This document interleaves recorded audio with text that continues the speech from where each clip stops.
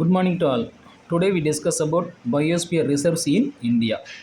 இந்தியாவில் இருக்கக்கூடிய உயிர்கோள பாதுகாப்பு பெட்டகத்தை பற்றி பார்க்க போகிறோம் இன்றைக்கி.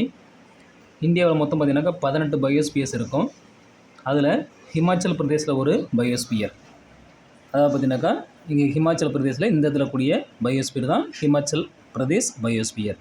அடுத்து உத்தரகாண்டில் கூடியது நந்தா தேவி. அப்படியே பார்த்தீங்கன்னா பக்கத்தில் இருந்து பார்த்தீங்கன்னாக்கா நேபாளுக்கு அடுத்து பக்கத்தில் கூடியது சிக்கிம் பயோஸ்பியர்.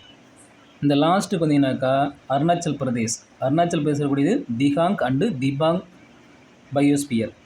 கொஞ்சம் அப்படியே கீழே வந்தீங்கன்னாக்கா அஸ்ஸாமில் கூடியது திப்ருக் பயோஸ்பியர். அனதர் ஒன் பயோஸ்பியர் இன் அஸ்ஸாம் மானாஸ்.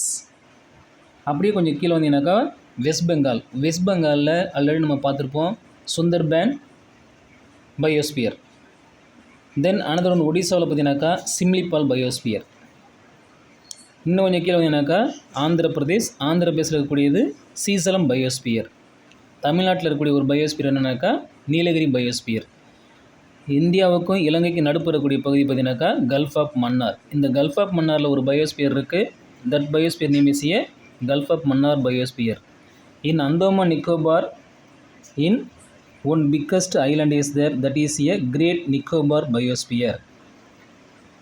இன்னும் கொஞ்சம் இந்த ஈஸ்டர்ன் சைடில் வந்தீங்கன்னாக்கா மகாராஷ்டிரா கூடிய பயோஸ்பியர் பச்சமாரி பயோஸ்பியர்.